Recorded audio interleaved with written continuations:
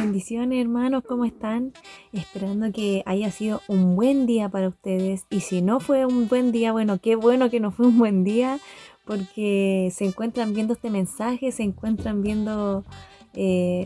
buscando una palabra del Señor, tal vez una respuesta a lo de ese mal día, a esa aflicción. Espero que este mensaje sea de alta edificación para ustedes, tal vez una respuesta del Señor, tal vez una subida de ánimo o simplemente una reflexión de cómo estoy viviendo yo mi evangelio. Amén. Así que vamos a empezar al tiro con la palabra. Y la palabra que el Señor les tiene preparada este día está en el libro de Marcos, capítulo 6. Pero esta vez no quiero leer, sino quiero situar el contexto de lo que estaba pasando en este tiempo. Y el título lo dice capítulo 6, versículo 1, el título dice Jesús en Nazaret. ¿Qué pasaba en estos tiempos? Pasaba que Jesús se encontraba predicando la palabra en otras ciudades, se encontraba enseñando, sanando enfermos, mostrando su autoridad, manifestando su poder, ¿cierto? Y él decidió ir a Nazaret, a esta ciudad donde muchos los conocían. ¿Y qué pasaba? Que él decidió ir a predicar, ir a enseñar a una sinagoga de Nazaret. Se me imagina a mí que era como la más cercana, porque había muchos que los conocían, había muchos que estaban sorprendidos de su doctrina, de su forma de enseñar, de su forma de predicar, tal vez de su autoridad, no lo sabemos. Pero en el versículo 3 la gente estaba tan asombrada que decía, ¿no es este el carpintero, hijo de María, hermano de Jacobo, de José, de Judas y de Simón? ¿No están también aquí nosotros sus hermanas? Y se escandalizaban de él. Claro, conocían a Jesús, conocían su profesión, que se dedicaba a ser carpintero, conocían a sus familiares, y ellos se sorprendían, tal vez decían, ¿quién es este? ¿Este no es Jesús, el que martillaba?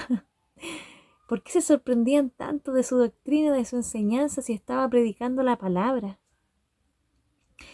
Y Jesús decide, como vio la gente incrédula, vio la gente tal vez de su propio núcleo familiar, tal vez de sus vecinos, de sus amigos más cercanos, vio que no creían en lo que él estaba enseñando, el Señor decidió no sanar.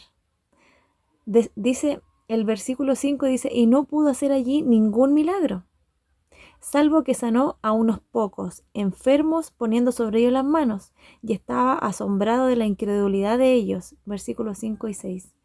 Me llamó mucho la atención estos dos versículos porque a medida que uno va leyendo el Evangelio, ¿cierto?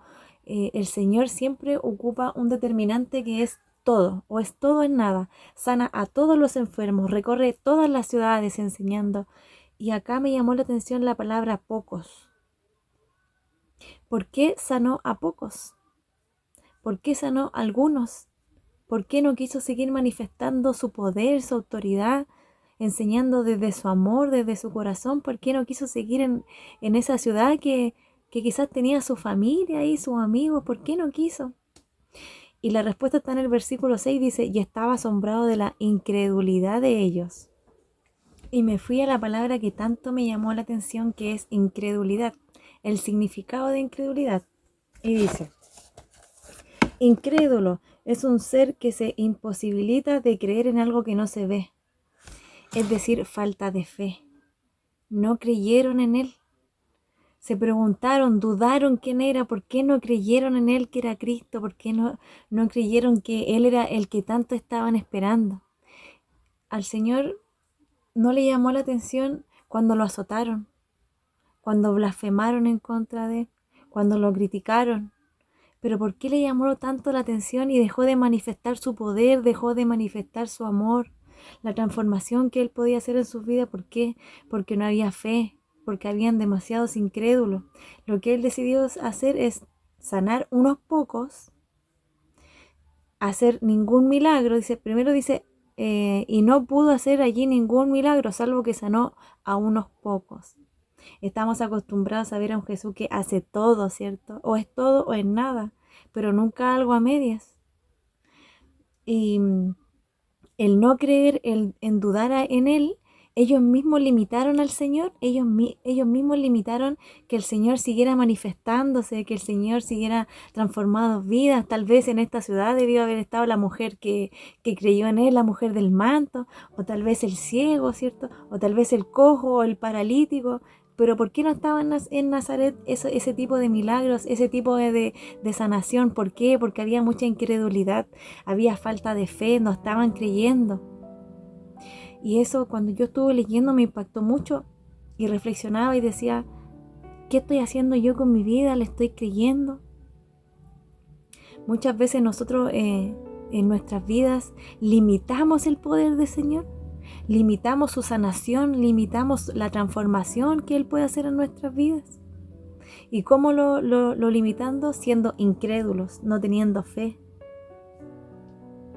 Eso me da mucho que pensar porque yo sé que todos pasamos situaciones, pasamos procesos difíciles, tal vez algunos con falta de trabajo, otros se encuentran enfermos, sus padres necesitan sanación, pero muchas veces nosotros mismos limitamos que el Señor no haga ese milagro, que se haga a un lado y diga, sano solamente algunos, unos pocos, o simplemente no hago ningún milagro porque no creen en mí, porque no confían en mí, porque no creen que eso que tanto anhela su corazón va a suceder. Y el Señor conoce nuestro corazón, conoce lo que pensamos. Nosotros podemos decir, sí, creo en el Señor, creo que esto va a suceder, creo que voy a salir adelante, creo que va a salir este proyecto, creo que voy a tener esta persona, creo que voy a tener, no sé, este trabajo. Pero en nuestros corazones estamos diciendo, no creo. Nos impacientamos, dudamos, y eso hace que el Señor no actúe. Eso hace que nosotros mismos con nuestros pensamientos limitemos a Dios. Imagínense nosotros limitar a Dios cuando Él no tiene límites, cuando para Él no hay nada imposible en nuestras vidas, nada. Así que el mensaje de hoy día, hermanos, es invitarlos a creer, a no ser más incrédulos. Si hay alguna situación que ustedes ven imposible, bueno, yo les digo hoy día, les decreto que para Dios no hay nada imposible. Que Jesús todo lo ve, Él está viendo que tan solo nosotros dejemos esa incredulidad de lado y digamos, sí creo, voy a avanzar, creo en que esto va a suceder. Proclamo que mañana voy a tener este proyecto, voy a tener este ministerio, voy a tener esta pareja, qué sé yo, las necesidades de su corazón. Pero hoy en día el Señor demanda a creer en Él, a creer en que esa situación va a suceder, en que algo va a pasar, algo va a ser que como muchas veces no sabemos, pero solamente Dios sabe cómo va a suceder. Así que hermanos, espero que este mensaje haya sido de harta edificación y reflexionemos un poco acerca de nuestra fe. Reflexionemos acerca si somos como Nazaret, un pueblo incrédulo, o estamos creyendo en el Señor. Amén.